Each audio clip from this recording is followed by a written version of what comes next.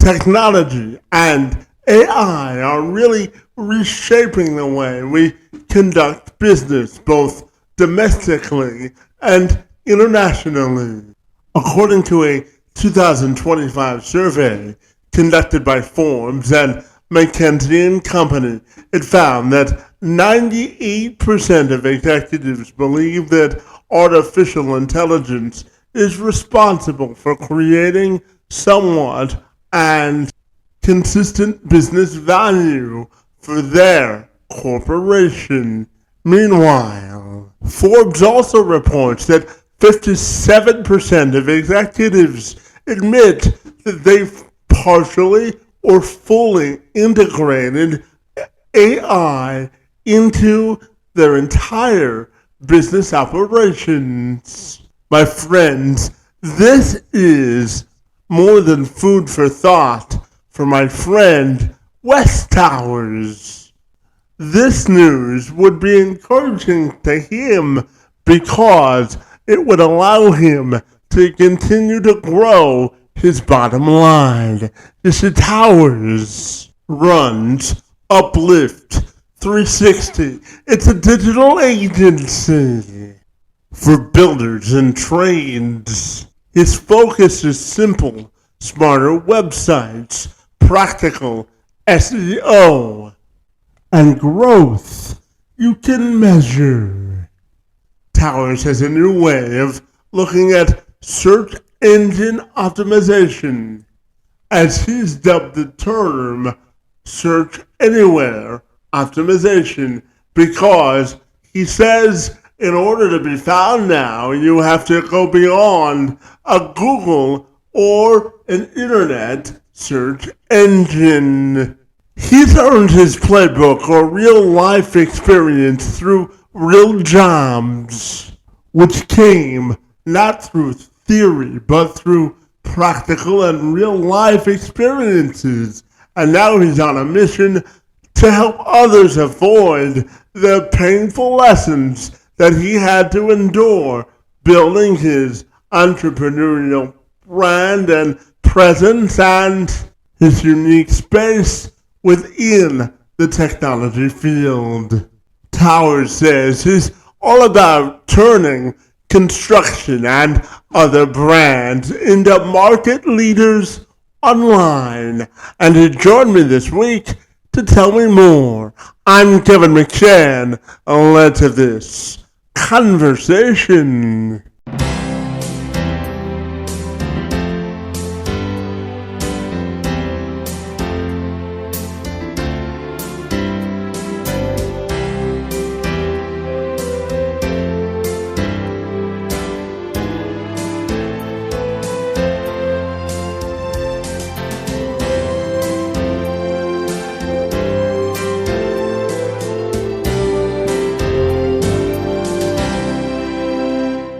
If you're ready, I'll take a moment to welcome you to the program, and I'm super excited to learn about your journey in entrepreneurship today. Great to be with you, and happy a Monday to you, my friend. Excellent. Let's do it.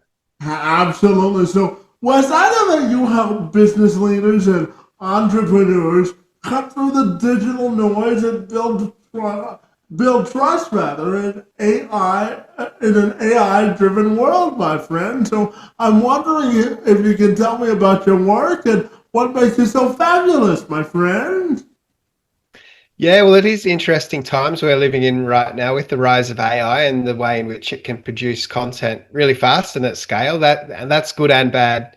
But firstly, for the business, what we do, we're a digital agency, so Uplift 360 here in Australia, and so we do websites, we do search everywhere optimization. We used to call it search engine optimization, but it's not just Google anymore.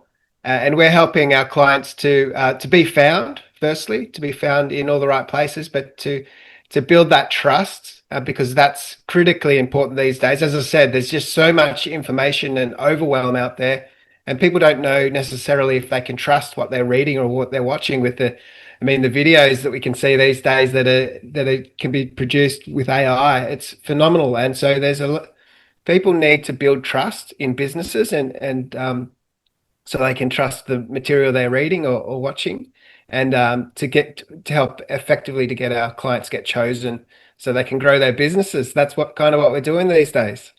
Absolutely. So, Wes, tell me, what do you think is the key for businesses to build trust in the technological age, my friend? What do you think is the key there, my friend? Yeah, anything you can do that's third party validation. So, what I mean by that is Google reviews, for example. These things can't easily be doctored or manufactured because we can say anything nice about ourselves, glowing websites and information and so on ourselves, but people know that they can't necessarily trust it because, of course, you're saying positive things about your own business. But once it's a third party endorsement, like a Google review or a case study story, a video review, these sorts of things, that they're really, really powerful. But to also keep a consistency across everything that you produce and publish. Sometimes we get led down the path of if we are using AI to produce the content, it comes out pretty generic and bland and not really aligned closely to the person who it's intended to be representing. So all of these things, we've really got to humanize our businesses these days. AI really reveals things in us, but it shouldn't be replacing us.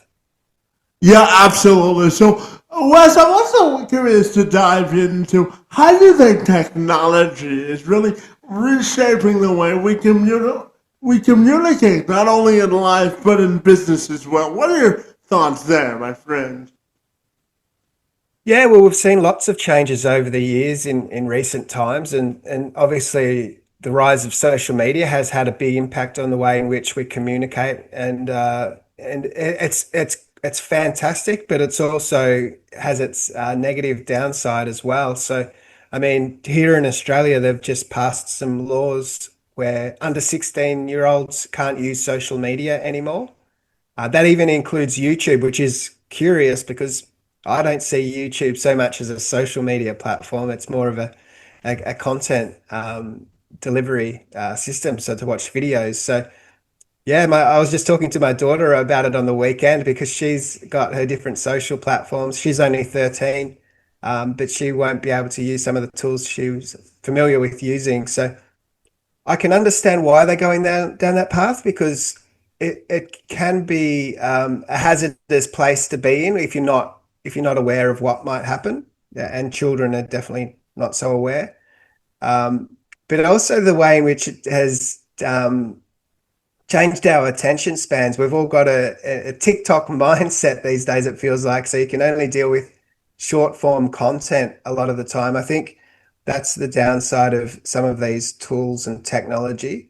The way I see it is we can use these tools to advantage in business to promote your brand and your business and to be findable across all platforms.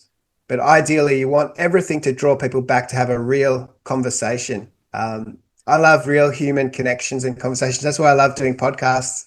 And I'm thankful for the opportunity to speak to you today, Kevin, on this one. It's a collaboration and we can share the content far and wide between our own audiences. And we just have extended our reach and influence. So that's what I love. But I fear the downside of the tech is it can dehumanize us. But I think if we're focused on remaining human above all the algorithms and your humanity is your edge, really. Yeah, absolutely. And Wes, I'm curious when you work with people at Uplift 360 and build their websites and all the rest. I'm curious, how do you make sure that their authentic voice also shines through during their digital transformation of their business? What are your thoughts there, my friend?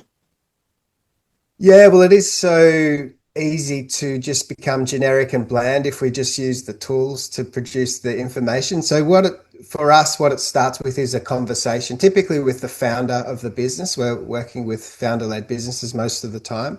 If it's not a founder-led business, we're working with the marketing manager within the company who's a bit of a bigger business.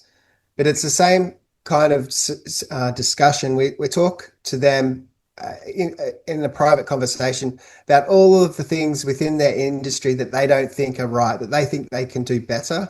That even their competitors, um, what the flaws are in their competitors. We find that's an easy conversation for them to have because they're so aware of those negative aspects, but we never market from that place of negativity. What we then do is go, okay, what's the positive? What's the opposite to all of these things that are negative in the industry? And they're the authentic parts about the individual, if it's a founder led business. And businesses are usually a reflection of the founder themselves, their personal values, opinions, thoughts, ideas.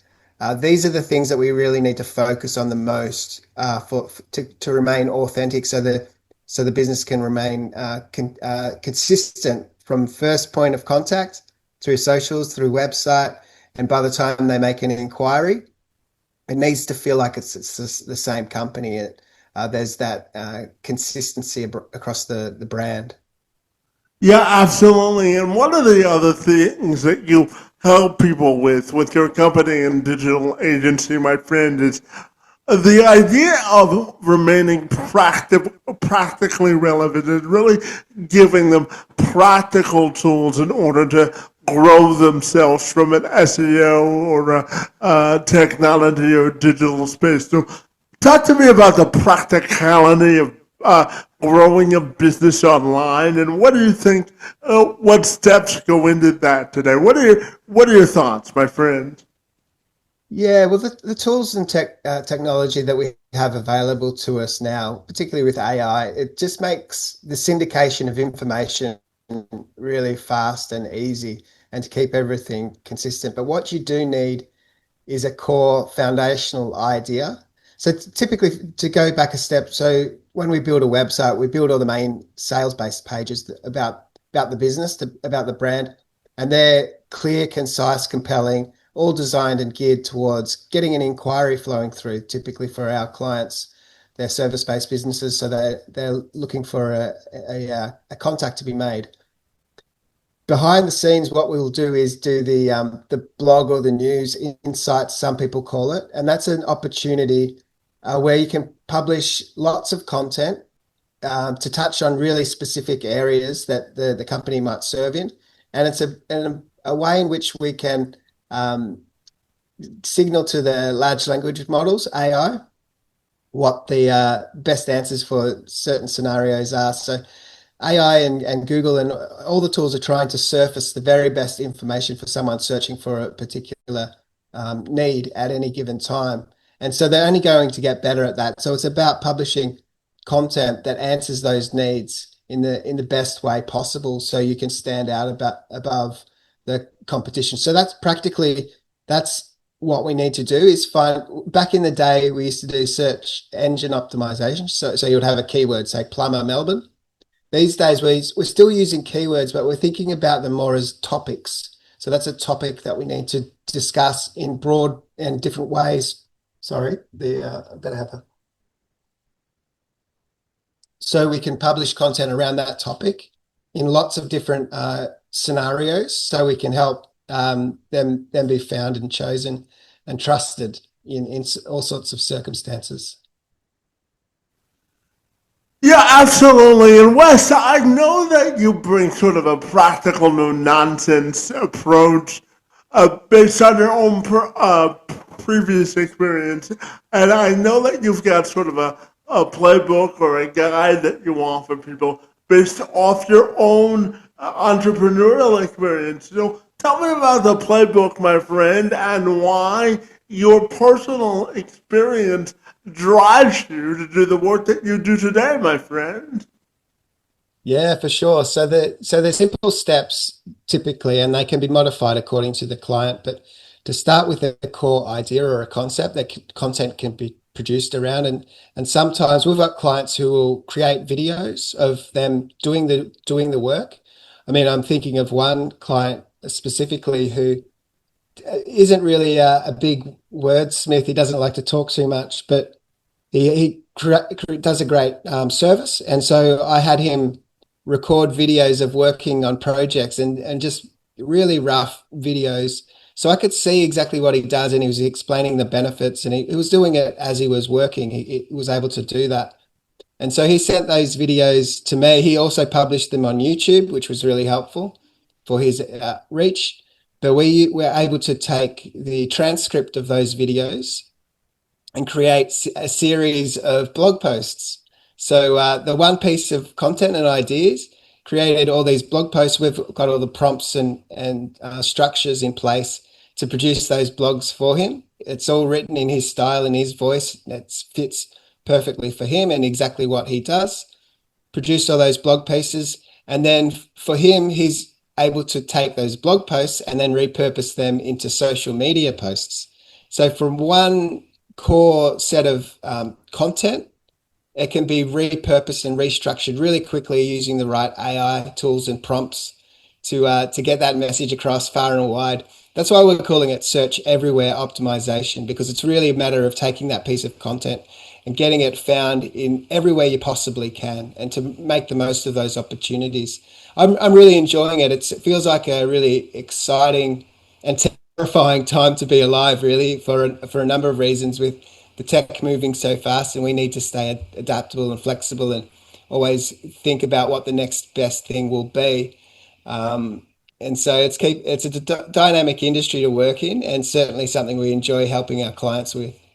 Yeah, absolutely. And, jumping into the pool of entrepreneurship with a defined plan is always a great driver of both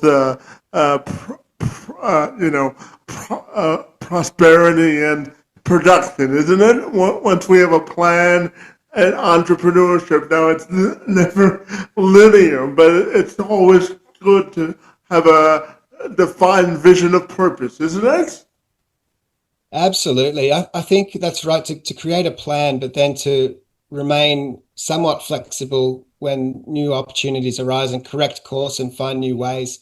I think momentum beats perfection. So getting started and starting to move in the right direction, well, it just attracts more success.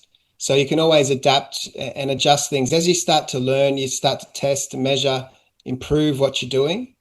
You'll just get better and better, and you'll refine it to be specific, that sits well with you as an individual, and it sits well as for the business as well. So everyone will take our process and the clients we work with, and they'll adjust them somewhat to suit their own circumstances. There's always a little bit of a different angle with a particular business and what's going to make best sense for them. So it's a matter of fitting the process to them to work to the best of their abilities. Yeah, absolutely. Now, Wes, you brought up the idea of opportunities through technologies. And one of the questions I wanted to ask you today was about people with disabilities and how they can use technology as their competitive advantage to get market share, not only in the technology space, but also in the workforce, my friend. Why is it important for people with disabilities to maximize their leverage on technology? What are your thoughts there, my friend? Yeah, well, it just feels like we're on the cusp of so many breakthroughs technology wise that are going to help a lot of people in all sorts of ways. And we're seeing that already. I mean, it's not my area of expertise, but the medical field, um, the way in which AI can read scans, for example, and pick up on issues that even a experienced doctor may not understand. It just feels as though with all this information, um, and it improving so quickly, that we're on the time of breakthrough for a lot of things. And it's a matter of anyone to find the ways in which the AI platforms might enhance what they do. For a lot of business people, it'll be about amplifying their message so they can be found in lots of places. But there might be new processes and systems individually. So there might be ways in which you can enhance what you're already doing to some degree. I work with it's not disability, but I look after Vimiac, which is a mental health organization in here in Victoria, and so Mm-hmm. things like accessibility in a website are incredibly important. So Um, it doesn't matter if you're visually impaired, you still should be able to consume the content within the website.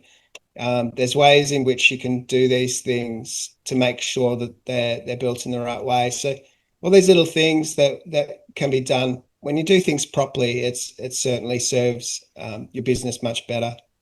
Yeah, absolutely. And Wes, I'm curious when we talk about maximizing appeal or reach online.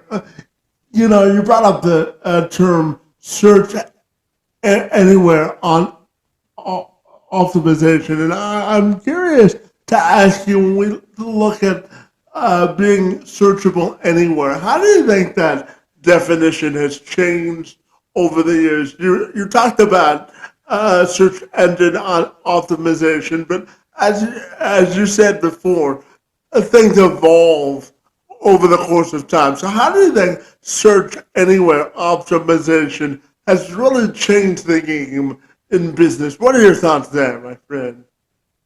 Yeah, well, because these AI platforms understand the context and nuance of language, that's what they do. So back in the day, it used to be kind of primitive, it feels like now, in that you would just target keywords and have those words in your website in all the right places so that Google and the like would understand what the page is about and hopefully rank you highly and send traffic your way. But now we're getting those answers um, on platforms. So within Google, there'll be that Google AI overview there. And so people get the answer without even visiting the website.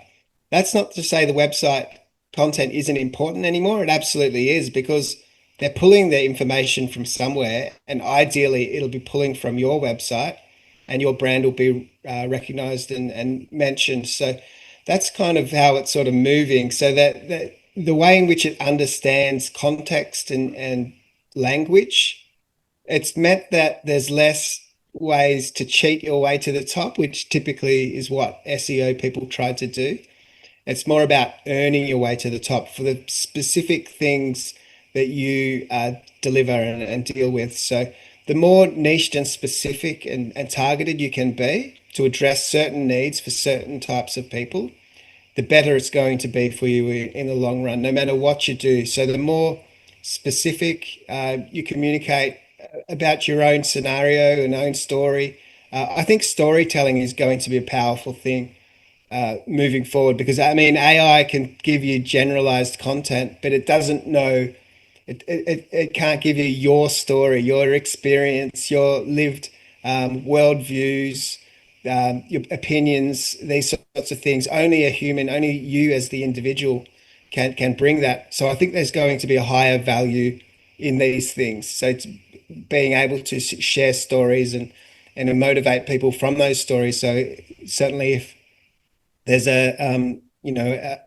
rough time in your life and you've been able to work through that and find a solution to move forward in a more powerful way, those kind of stories are really going to be powerful for any business or any leader to be able to share. So I think that's where we're all moving to. Yeah, absolutely. And Wes, I know you've created something called the Construction Marketer KPI Tracker, my friend, which is a resource rather that offers a checklist and action steps to set up key performance indicators, my friend, that are crucial to Yeah. tracking the improving state or market of your business, my friend. So tell me about the construction marketer KPI tracker, my friend. What do people need to know Yeah. about it? Yeah, well, people, it's freely available on our website, uplift360.com.au, so people can jump on and download it. But it's a really great time of year actually to start thinking about that. Most businesses coming into the new year will start to reinvigorate a lot of things in business. So it's a good time as we close out this year to start with a KPI tracker, and it'll help you to audit exactly what you're doing and where the gaps might be so you can think about what the opportunities might be moving into the new year. So ideal time to do that. Everyone's going to be a little bit unique in their own position, depending on where they're at and what's been successful. So that KPI tracker is really it really streamlines a lot of things so you can work through the process. It's really quick and simple. And it'll help reveal to you opportunities that you hadn't considered or that you could increase in the new year. Yeah, absolutely. And Wes, I'm curious to get your perspective on this. The website Signal AI released a study last year that said that 38% of executives are willing to trust AI to make business decisions within their business on their behalf, and 44% say that they would override a predetermined decision based on an AI driven insights, my friend. So I'm curious Yeah. to get your thoughts on how AI is reshaping executives and their decision making process. What are your thoughts there, my friend? Yeah, it's somewhat concerning to a degree that we would trust the tools because they do give false information from time to time. So they'll do their best attempt, but I mean, I'm using it from a daily workflow point of view, and sometimes because I know our field and industry really well, I know that the answers it gives are not always true. It's sometimes like you need to know enough to know if it's accurate. And so if executives are solely making decisions on what AI is suggesting, it may not be true, it may not be accurate.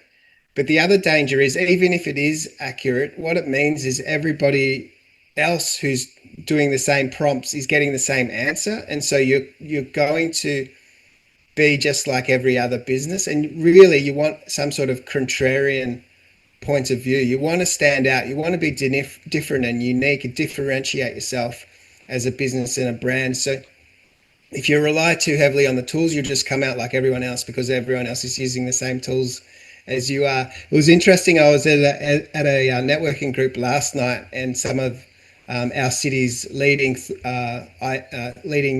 AI people were there, and I was talking to them. That they're talking about the interview process. So HR and recruitment using these AI tools to assess new applicants, and what they've found is they've created their job posts and so on using AI, and then people are responding to those job ads using AI, but what they noticed is everyone's giving the same answer. So a lot of people giving the exact same answer. So obviously using the same tool, so they could see right away. Okay, these people haven't put any thought into their response to the job ad.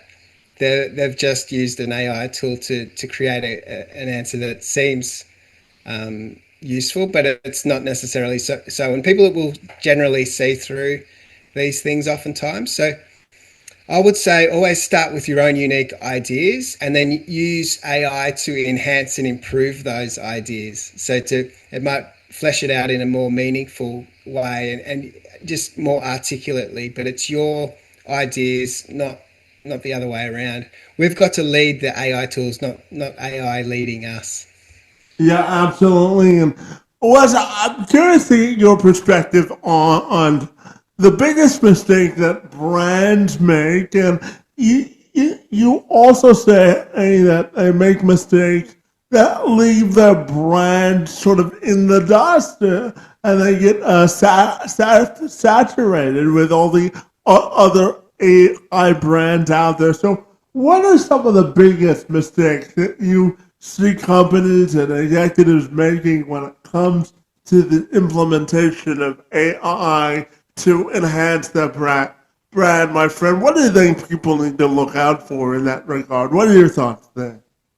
Yeah, well, a way to avoid becoming that bland business or brand or personal brand if you're a leader is to really get yourself some really strong prompts if you're using ChatGPT, for example, that ensure that the style of the content you're producing is always consistent and specific to you. There'll always be ways in which a certain individual or a business will like to communicate. So you really need to bed those down really solidly. So anything that's produced or enhanced through AI is written in a consistent style. So that's the style. We call it the voice document.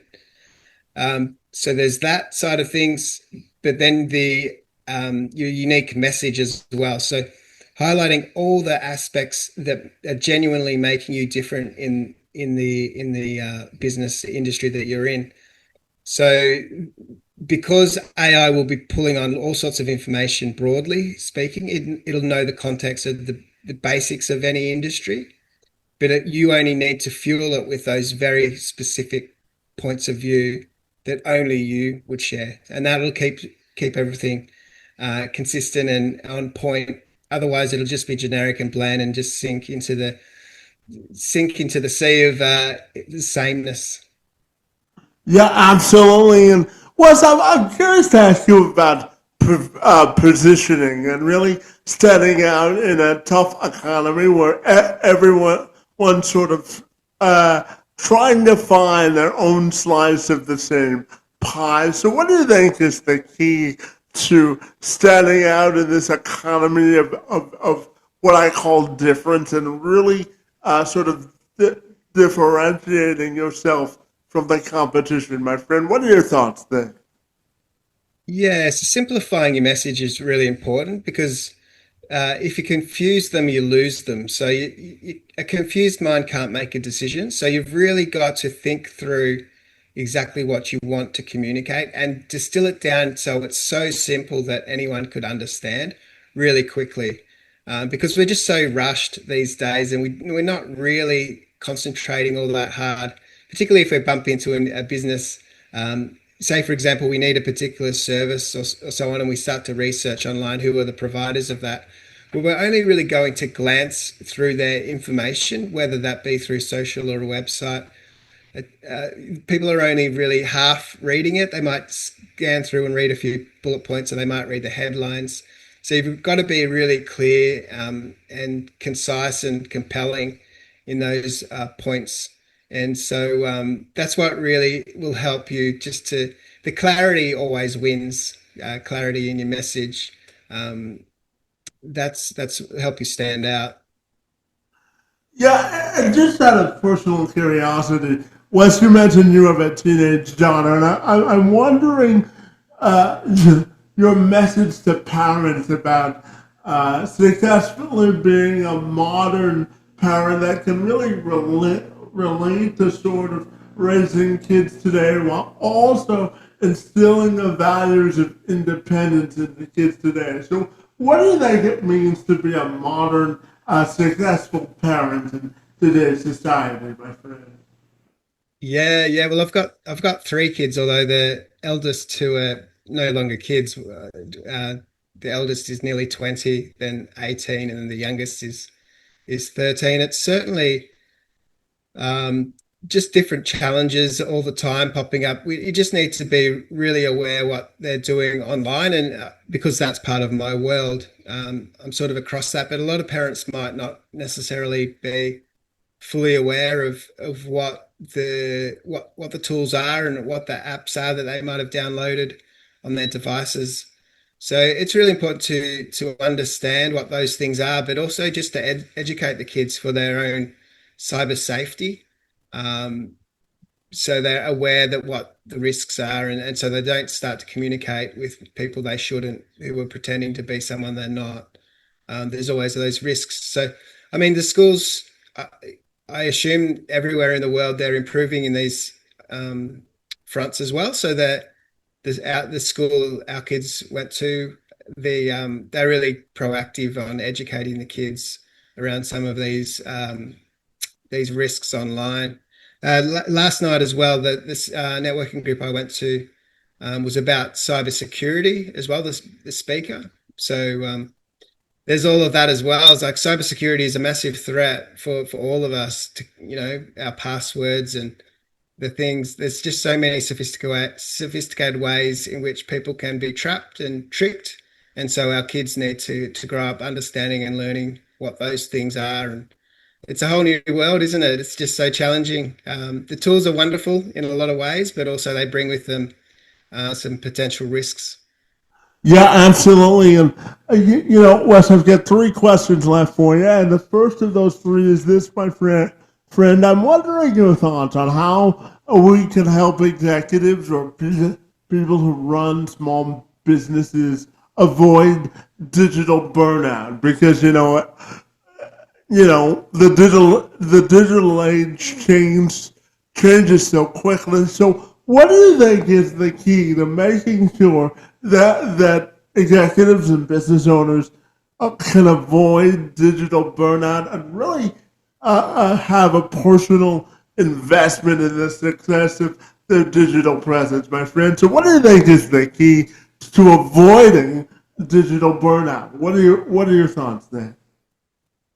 Yeah, well, things like social media, for example, I don't post any of that for our business. And even though it's videos of me a lot of the time from podcasts and so on, it's ideal to free your own mind up by not being on the tools too much yourself in these platforms.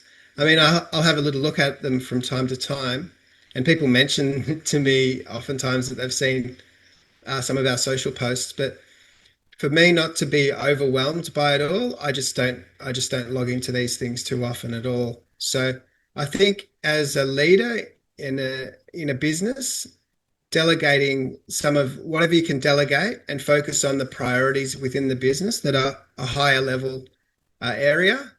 I mean, for me personally, I don't think social media is healthy to spend too much time on, so I choose not to. And I think that's a valuable thing. So you will start to feel burnout if you're using these tools too often, because there's just so much you could do and you could measure and track and all that kind of stuff. But I don't think it's healthy for our mindsets for the long term. Yeah, and I'm also curious to ask you, Wes, about the importance of finding your individual voice, because when you go into digital marketing or trying to carve out your own sort of niche in a space, it's important to find a level of individuality. So I'm wondering the questions that businesses could ask themselves to sort of determine sort of their own digital individuality, my friend. What are your thoughts there? Yeah, well, it can sometimes having a conversation if you're onto ChatGPT. I'm doing it all the time myself. It's a good brainstorming tool. So and just ask it if you are using ChatGPT and can have a conversation with the phone to ask something along the lines of ask me some questions one by one about what my weaknesses are and what my strengths are, and then answer those. And then once it'll do a great job of going through a bunch of questions. It'll know roughly a bit about you already if you've been using the tool for a little while. So it'll highlight the strengths and the weaknesses, and then to start thinking about ask it questions about putting language around this, whatever sets you apart, makes you unique. Because sometimes there's uniqueness in us, but we just don't know how to articulate it. We've never really bedded down how we might communicate that so other people would understand. It's just something internalized in within our deep our nature, and so we don't know how to express it. So finding ways to express and communicate what sets you apart really is powerful. I've found having chats with my chat GPT is really powerful for that. So I might just have a thought while I'm driving in the car. So I'll put it on hands free, of course, and just have a conversation with my phone and just to help me distill down exactly what I'm thinking in language that might be more meaningful for other people to understand. Yeah, absolutely. And Wes, I know that you're speaking to me from Australia today, so I'm curious, when you look at business culture and working with a diverse group of people from all over the world, my friend, I'm curious, what's the best part about doing business and living in Australia? And what do you think is the greatest lesson you've learned about business diversity and learning from all different kinds of voices, my friend? Because no matter how Yeah. many years of business you have in the game, you can always learn something from somebody else. So I'm curious to get your thoughts on business diversity and business Yeah. culture and learning from all the different people you get a chance to work with, my friend. Yeah, it certainly is a wonderful thing to be able to communicate more with international people. We've got a few clients internationally, but for the most part, it's Aussie clients. So the culture here, I suppose, to compare it maybe to the States, the I guess the sales process they're more we seem to be more reserved and less we don't want to be seen to be too promotional or something of that nature. So I think there's lessons we can learn from the States who seem to be a bit more comfortable to sell something, you know. So yeah, there's always learnings to be made with different people all around the world. So the podcasting has been wonderful for that. I mean, speaking to people in all sorts of parts of the world, people in Nigeria and so on, and talking about how those businesses there might be able to grow and expand. So that every place has its own unique challenges and opportunities, and so it's been great to be able to think about the principles that we work to and apply to businesses, how they might apply in different circumstances in different parts of the world where it might not necessarily be exactly like we are, but the same strategies and ideas and concepts can be adapted. The diversity has been wonderful to see different people in different scenarios doing their things that they love and running businesses.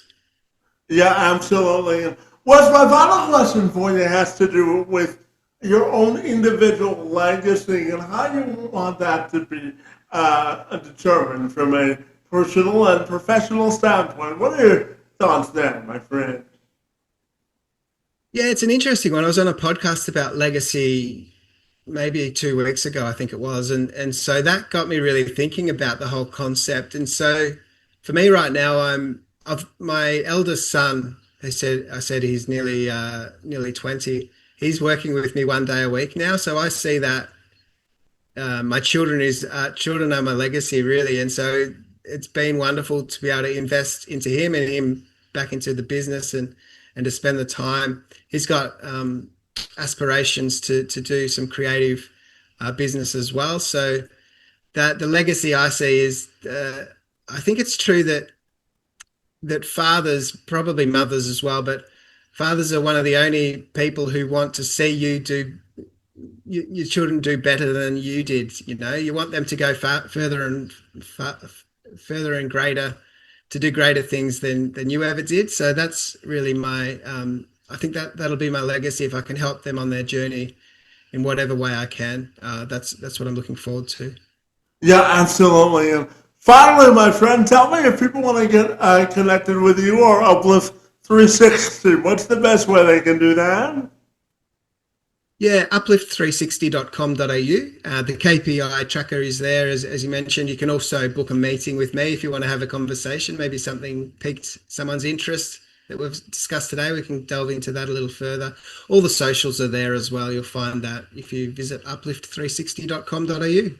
Well, fabulous, my friend. I want to thank you for really redefining what it means to be digitally present and for joining me to engage in conversation this afternoon. Your work and the space and time on my behalf is most appreciated, and I want to thank you for being here. It's most appreciated, my friend.